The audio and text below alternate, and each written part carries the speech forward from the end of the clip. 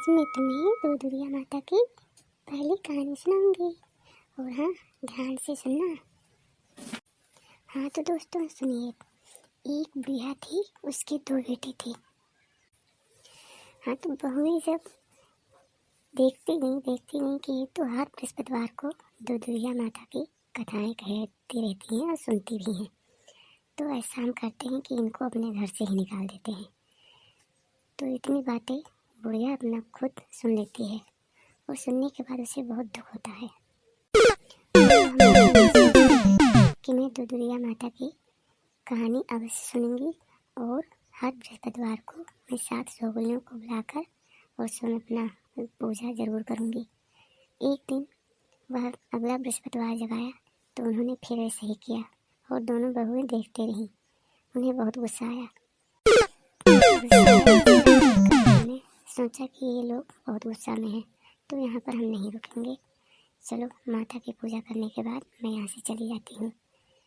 फिर बुढ़िया जाकर दूर अपने बाग में बैठ जाती है। फिर वो सोचने लगती है कि कोई दिन ऐसा था कि मेरे एक भी पुत्र नहीं थे और आज मेरे 2 पुत्र हैं। माता की पूजा करते करते मेरे 2 पुत्र हुए और मेरा बड़ा महल बन गया और मेरे द्वार पर घोड़ा हाथी हो गए हैं और मुझे किस चीज़ की कमी है और ये बहुओं की पसंद नहीं है, तो मैं क्या करूं? वो मन ही मन विचार करने लगी। वो विचार करते करते फिर घर गई और कहने लगी, बहू मुझे खाना दे दो। बुढ़िया आती है, कहती है, बहू मुझे खाना दे दो। तो बहू कहती है, हाँ खाना तो मैं दे रही हूँ, परंतु अब अगले बृहस्पतिवार को तुम पूजा पाठ कुछ नहीं करना और दुदुरिया माता वो अवसान मैया जो कहती हो वो यहाँ पर कुछ नहीं होना चाहिए। नहीं तो मैं अगले बृहस्पतिवार शुक्रवार को मैं तुम्हें भोजन भी नहीं दूंगी। ठीक से सुन लो, अगले बृहस्पतिवार को तुम्हें भोजन नहीं मिलेगा। और उस समय तो बुढ़िया भोजन कर लेती है, परंतु वह सोचती है कि मैं दुदुरिया माता की कथा अवश्य सुनूंगी और ये लोग गुस्सा में हैं तो रहने दो, परंतु हम यहाँ पर रहेंगे नहीं, मैं यहाँ से चली जाऊँगी। मन ही मन सोचती है और दोनों बहुओं को बुलाती है। कहती है, देखो बेटा, अब की बृहस्पति जो आ रहा है उसको मैं पूजा पाठ कर लूँ और उस बृहस्पतिवार के बाद मैं कहीं दूर चली जाऊँगी। तब तक मेरा पुत्र आने वाला है, उससे मैं कुछ बताना चाहती हूँ, सो बता दूँ। और फिर वो बहुएं खुशी हो जाती हैं, कहती हैं हाँ ठीक है, वो आएंगे और बता देना। और उसके पुत्र आते हैं तो सारी बातें अपने पुत्र से बता देती है। कहती है, बेटा तुम यहाँ सुख शांति से रहो और मैं यहाँ से जा रही हूँ। और हाँ, ये जो घर का द्वार है इसे मैं तुम्हारे नाम चलो आज ही कर दूँ और मैं कहीं दूर चली जाऊँगी और मुझे ढूंढने की कोशिश मत करना।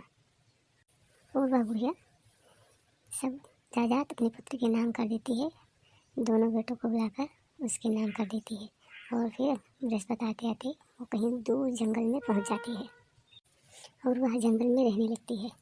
फिर वो जब बृहस्पतिवार आता है तो दुदुरिया माता की कहानी सुनती है और 7 सहेलियों को बहुत दूर दूर से ढूंढ लेकर आती है। फिर सब सहेलियाँ कहती हैं कि माता आप ऐसा क्यों कर रही हैं? तो कहती हैं, देखो ये सब बातें मत पूछो, मेरी इच्छा है मैं कर रही हूँ और आप लोगों को आने में परेशानी होती है, लेकिन हर बृहस्पतिवार को तुम चली आना। 7 सहेलियों से बता देती है और सब सहेलियाँ आ जाती हैं बृहस्पतिवार को और कथा सुनती है बुढ़िया। और वहाँ पर दुदुरिया माता आती हैं।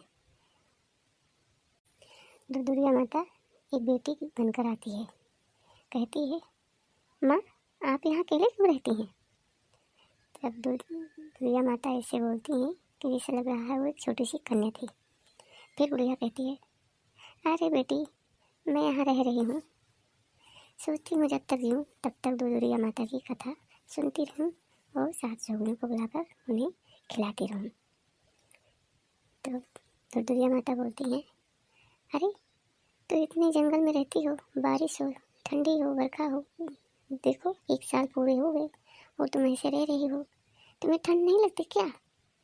फिर बुढ़िया कहती है, नहीं मुझे ठंड नहीं लगती है। फिर वो दुदुरिया माता कह रही हैं, ठीक है वहाँ पे एक जंगल है, थोड़ी आगे बढ़ते जाना और एक मकान है, वो तुम्हारे लिए ही है और वहीं में आके तुम रहना। फिर बुढ़िया उस मकान में चली जाती है और रहने लगती है और फिर अपने गांव से दुगना धन उस जंगल में उसके हो जाता है। बहुत बड़ा महल बन जाता है, सब कुछ वहाँ से अधिक धन हो जाता है उसके पास। और बुढ़िया के 2 बेटे बहुएं बहुत कंगाल हो जाते हैं, उनके पास कोई धन दौलत नहीं रह जाती है, सारे धन को बेच कर खा जाते हैं। फिर वो भीख मांगने के काबिल हो जाते हैं और भीख मांगते मांगते वो अपनी माँ के पास पहुँच जाते हैं। फिर माँ देखते ही बच्चों को पहचान जाती है, एक एक करके चारों पहुँच जाते हैं और अपने बच्चों को लेकर भी।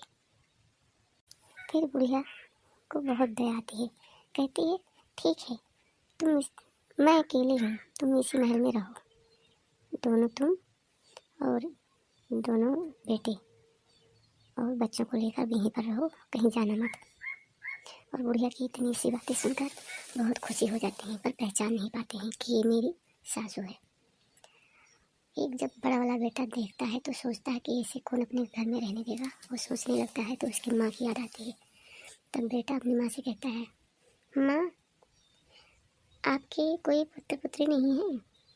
फिर माँ कहती है, बेटा थे तो, पर अब नहीं पता। क्यों अकेले रहती हो? तो बुढ़िया सारी बातें बताती है और कहती है कि बेटा दुर्गा माता की पूजा करने से धन कम नहीं होता है और तुम लोग, मैं आपकी बृहस्पतिवार को पूजा करूँगी और तुम लोग उसमें शामिल हो जाना और देखो बहुत धन हो जाएगा। और हाँ, मैं जब मर जाऊँगी तब भी तुम करना।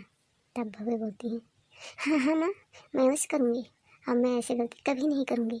ठीक है माँ, अब मैं कभी नहीं करूँगी और मुझे क्षमा कर दो माँ। वो पैर पर गिर जाती है और क्षमा मांगती है और कहती है कि ठीक है। तो हाँ दोस्तों, दुर्गा माता की पूजा करने से कोई हानि नहीं होती है, बाकी लाभ ही लाभ होते हैं। हेलो दोस्तों, मेरे चैनल को लाइक करें और सब्सक्राइब करना ना भूलें और हाँ, कमेंट करके जरूर बताएं कि मेरी कहानी कैसी लगी आपको। Bye bye.